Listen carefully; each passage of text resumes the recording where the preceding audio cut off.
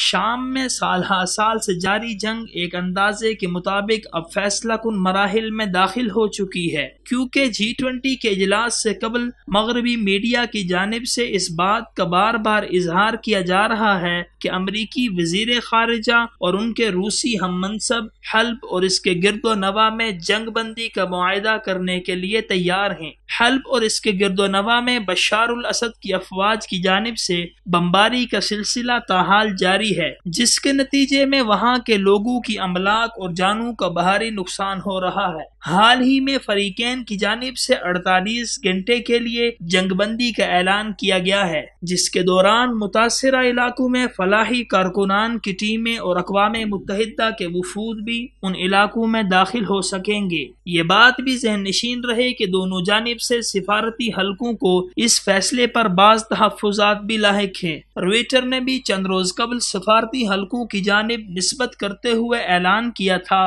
کہ وہ جلد سے جلد مذاکرات کروا دیں گے۔ یہاں یہ بات بھی قابل غور ہے کہ کچھ عرصہ قبل روس اور امریکہ کے وزرائے خارجہ جنیوا میں بھی مل چکے ہیں۔ ملاقاتوں کا یہ سلسلہ آگے بڑھا اور 4 ستمبر 2016 کو یہ دونوں وزراء چین کے شہر ہوانگیو میں G20 کے اجلاس سے قبل بھی ملے۔ میڈیا رپورٹس کے مطابق دونوں وزیروں میں ہونے والی یہ تازہ ملاقات 12 گھنٹے تک جاری رہی، جس کے بعد دونوں وزرائے خارجہ نے میڈیا کو محدود سی معلومات دی۔ روسی وزیر خارجہ نے اس حوالے سے گفتگو کرتے ہوئے کہا ہے کہ شامی قضیے کے مستقل حل کے لیے روس اور امریکہ اب کسی نتیجے پر پہنچنا چاہتے ہیں۔ یہی وجہ ہے کہ موجودہ سال کی ابتدا سے اب تک روس اور امریکہ کی مختلف مواقع پر 40 سے زیادہ ملاقاتیں ہو چکی ہیں۔ مزید یہ کہ انہوں نے شامی قضیے کی پیچیدگی کے حوالے سے بات کرتے ہوئے اس بات کو تسلیم کیا کہ شام کا مسئلہ ایک ایسا مسئلہ ہے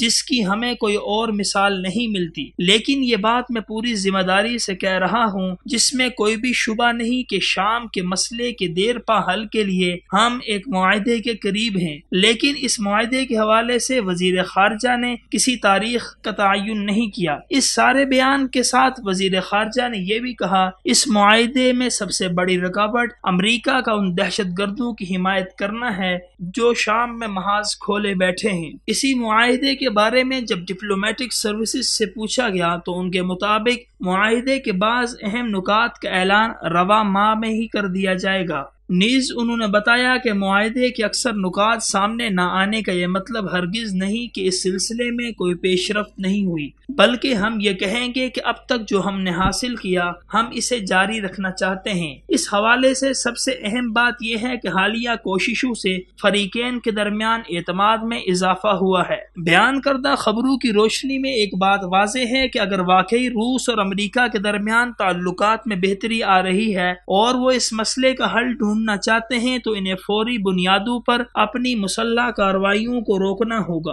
اور اس بات کا بھی ادراک کرنا ہوگا کہ لاکھوں معصوموں اور بے گناہوں کے قاتل بشار الاسد کے ہاتھ سے طاقت لیے بغیر کبھی ان کے پرامن شام کا خواب شرمندہ تعبیر نہیں ہو سکتا۔